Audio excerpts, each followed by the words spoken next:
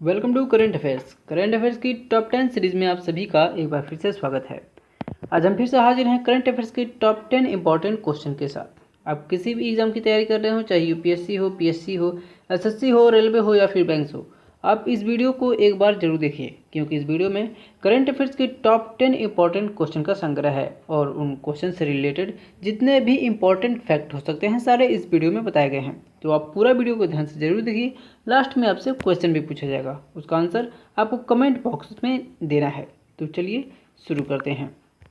आज का पहला क्वेश्चन है, इंडियन आर्मी ने LAC पर यानी कि लाइन ऑफ एक्चुअल कंट्रोल पर चीनी सैनिक को किस जगह हिरासत में लिया है? चार ऑप्शन दिए गए हैं। उत्तर होगा डैम चौक। तो अभी इंडियन आर्मी ने लाइन ऑफ एक्चुअल कंट्रोल के डेमचोक जगह पे एक चीनी सैनिक को हिरासत में लिया है। अब ये घटना क्या है, इसके बारे में जानकारी लेते हैं। तो महीनों से भारत और चीन सैनिकों के स्टैंड ऑफ के बीच इंडियन आर्मी ने चाइनीज़ PLA के एक सोल्जर्स को पकड़ा है। उसे लद्दाख के डेमचोक में हिरासत में लिया गया है। हालांकि इंडिया ने इंक्वायरी के बाद उसे वापस लौटाने की बात कही है। किस जगह पर चीनी सोल्जर्स पकड़ा गया है? तो डेमचोक में पीपुल्स लिबरेशन आर्मी यानी कि जो चीन के जो पीपुल्स लिबरेशन आर्मी है उसका सोल्जर्स मिला है। उसका नाम है कारपोरल वांग ये लांग। हालांकि उसके पास कुछ डॉक्यूमेंट्स भी मिले हैं। वह सर्दी से कांप रहा था। इंडियन आर्मी ने उसे मेडिकल हेल्प दी और ऑक्सीजन दिया है। बताया जा रहा है कि इंडियन आर्मी उससे पूछताछ कर रही है। उसे पूछताछ करने के बाद उसे भेज दिया जाएगा अगली मिलिट्री टॉक के दौरान। अभी तक इंडिया और चाइना के बीच में 7 मिलिट्री टॉक हो चुकी हैं, यानी कि 8वें मिलिट्री टॉक के दौरान उसे वापस भेज दिया जाएगा। अगला क्वेश्चन है, चीन से तनाव के बीच भारत ने नवंबर में होने वाले मालाबार युद्धाभ्यास में अमेरिका, जापान के अलावा किस देश को शामिल किया है? चार ऑप्शन दिए गए हैं। उत्तर होगा ऑस्ट्रेलिया। तो अभी चीन से तनाव के बीच जो चीन के साथ तनातनी चल रही है कई महीनों से, पिछले कई महीनों से, उसके दौरान भारत ने नवंबर में अपने होने वाले मालाबार युद्धाभ्यास में अमेरिका, जापान के साथ ऑस्ट्रेलिया को भी आमंत्रित किया है युद्धाभ्यास करने के लिए, यानी कि इस क्वेश्चन का सी ऑप्शन सही है, ऑस्ट्रेलिया।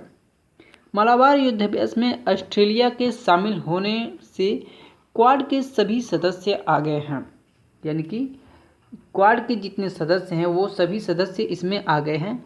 क्वाड क्या है मैंने कुछ दिन पहले भी आपको बताया था और आज भी बताता हूँ। तो क्वाड जो है वो क्वाड्रिलेटरल सिक्योरिटी डायलॉग है, जिसमें जापान है, ऑस्ट्रेलिया, भारत और अमेरिका के बीच एक बहुपक्षीय समूह का नाम है ये क्वाड। भारत रक्षा मंत्रालय ने कहा है कि भारत समुद्री सुरक्षा क्षेत्र में दूसरे देशों के साथ सहयोग बढ़ाना चाहता है और ऑस्ट्रेलिया के साथ रक्षा सहयोग में वृद्धि को देखते हुए ऑस्ट्रेलियन नेवी भी शामिल कराई जा रही है। क्या है मालाबार नेवल एक्सरसाइज? अभी ये जो एक्सरसाइज होगी जिसमें चारों देश, क्वाड के चारों देश होंगे, वो एक्सरसाइज क्या है? तो मालाबार नौसैनिक युद्धाभ्यास सबसे पहले 1992 में भारत और अमेरिका के बीच शुरू हुआ था, यानी कि इसकी शुरुआत 1992 में हुई थी भारत और अमेरिका के बीच। वर्ष 2015 में इसे जापान को शामिल किया गया था और अब 2020 में इस नेवल एक्सरसाइज में ऑस्ट्रेलिया को भी शामिल कर लिया गया है। हालांकि ऑस्ट्रेलिया 3 साल पहले से ही इसमें शामिल होने का इच्छुक था। इस तरह से क्वाड ग्रुप के सभी देश मालाबार नेवल एक्सरसाइज करेंगे। यह पहली बार है जब क्वाड के सभी सदस्य एक साथ सैन्य अभ्यास में शामिल होंगे। चारों देशों का साझा उद्देश्य मुक्त एवं स्वतंत्र हिंद प्रशांत क्षेत्र है। हाल ही में क्वाड की बैठक भी हुई है और यह बैठक जो है वो जापान की राजधानी टोक्यो में हुई है, जो कि मैंने पिछले कुछ दिनों के वीडियो में, करंट अफेयर्स के वीडियो में मैंने आपको बताया है। नेक्स्ट क्वेश्चन लेते हैं। अगला क्वेश्चन है, पहली भारतीय महिला कौन है जिन्हें wild life photographer of the year 2020 का पुरस्कार दिया गया है? 4 ऑप्शन दिए गए हैं। उत्तर होगा ऐश्वर्या श्रीधर। तो अभी पहली भारतीय महिला बन गई हैं ऐश्वर्या श्रीधर, जिन्हें wild life photographer of the year 2020 का पुरस्कार दिया गया है। कौन देता है यह अवार्ड? तो British natural history museum London ये पुरस्कार देता है। ऐश्वर्या श्रीधर, इनके बारे में भी थोड़ा जान लेते हैं। तो ऐश्वर्या श्रीधर 23 वर्ष की हैं ऐश्वर्या श्रीधर और मुंबई की रहने वाली हैं। वह वयस्क श्रेणी में भारत की ओर से यह प्रतिष्ठित पुरस्कार जीतने वाली पहली और सबसे कम उम्र की लड़की हैं। यह प्रतिष्ठित पुरस्कार का 56वां संस्करण है। ऐश्वर्या ने अपनी तस्वीर में एक पेड़ को दिखाया है जो जुगनुओं से रोशन है। जुगनुओं और तारों की उपस्थिति में ऐसा लग रहा है मानो पेड़ के चारों ओर एक असली आकाशगंगा बन रही है। तो इसी तस्वीर के कारण इनको यह पुरस्कार दिया गया है।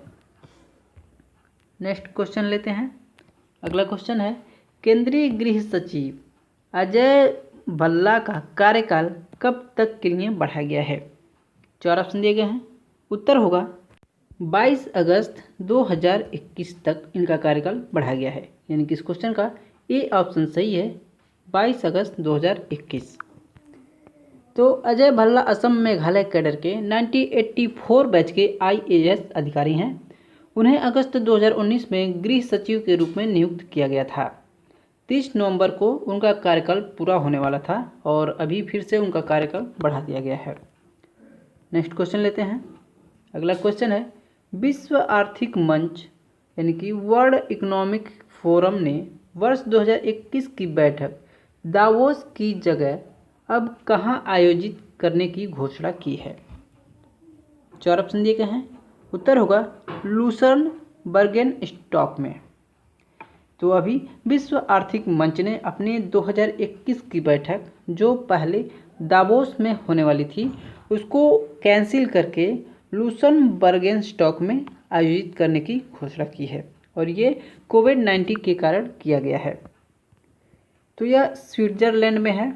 लूसन जो जहाँ पे ये आयोजित किया जाएगा वो स्विट्जरलैंड में है। यह बैठक 18 से 21 मई 2021 तक होगी, यानी कि अगले साल ये बैठक होनी है। इसका आयोजन जनवरी के अंत में स्टी रिजॉर्ट टाउन दावोस में आयोजित किया जाना था, लेकिन कोविड-19 के कारण इसकी जगह में बदलाव किया गया है।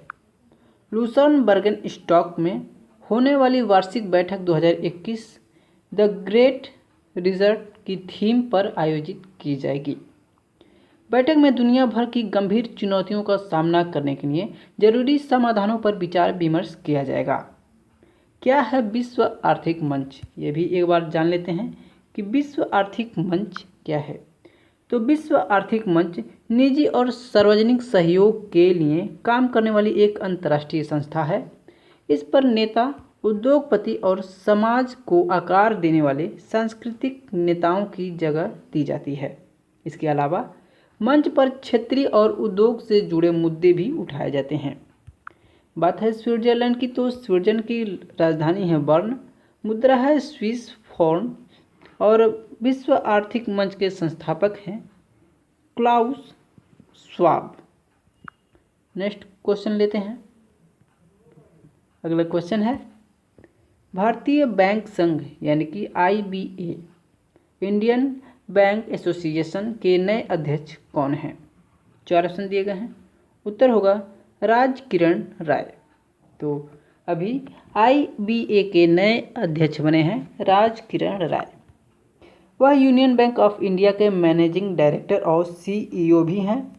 उन्हें वर्ष 2020-21 के लिए इंडियन बैंक का एसोसिएशन का चेयरमैन नियुक्त किया गया है।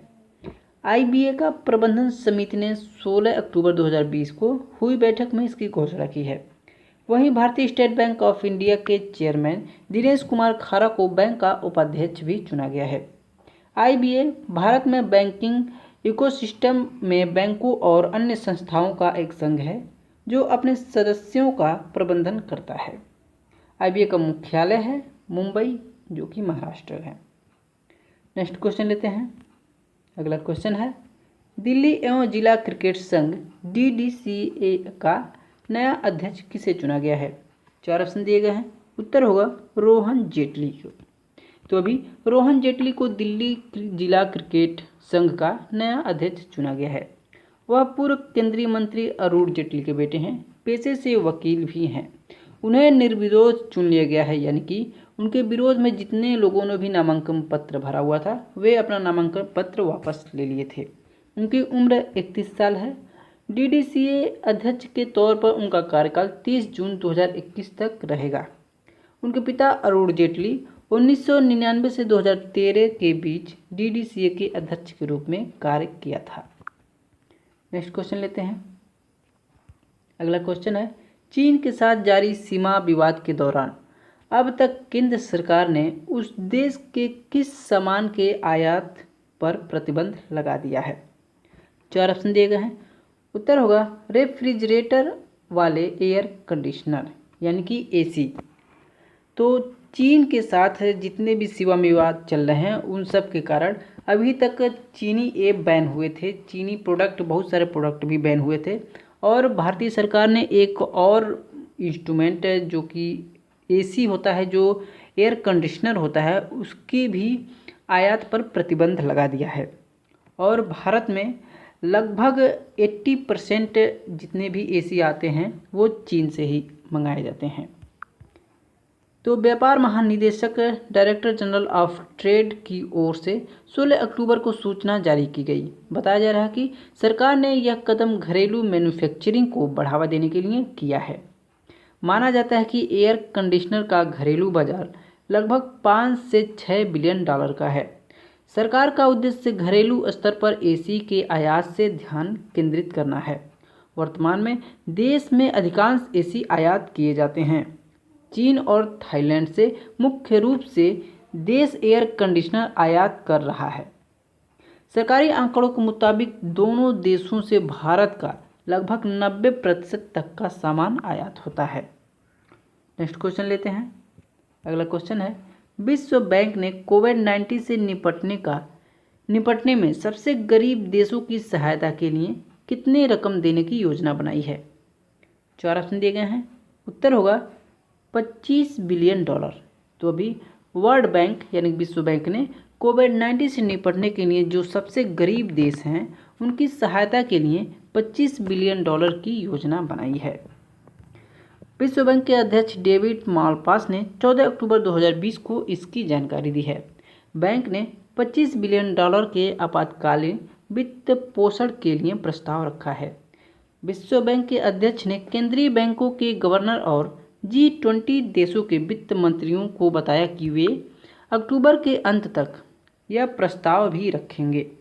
यह पैकेज प्रस्ताव इंटरनेशनल डेवलपमेंट एसोसिएशन यानी कि IDA के प्रतिनिधियों के सामने रखा जाएगा। IDA क्या है? तो IDA एक इंटरनेशनल डेवलपमेंट एसोसिएशन है। यह विश्व बैंक की एक ऐसी एसोसिएशन है जो किसी भी आर्थिक संकट के दौरान दुनिया के सबसे गरीब देशों की मदद करती है। नेक्स्ट क्वेश्चन लेते हैं। आज का आखिरी क्वेश्चन है, विश्व सांख्यिकी दिवस 20 अक्टूबर 2020 को है। यह दिवस कितने सालों के अंतराल पर मनाया जाता है?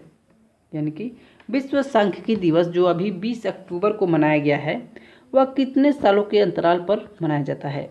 4 ऑप्शन दिए गए हैं। उत्तर होगा 5 साल। तो हर 5 साल के अंतराल पर यह विश्व सांख्यिकी दिवस मनाया जाता है। यह दिवस संयुक्त राष्ट्र महासभा ने घोषित किया हुआ है। यह पहली बार यह दिवस 2010 में मनाया गया था। उसके बाद यूनाइटेड नेशन ने एक प्रस्ताव को अपनाया और 20 अक्टूबर 2015 को द्वितीय विश्व सांख्यिकी दिवस के रूप में घोषित किया।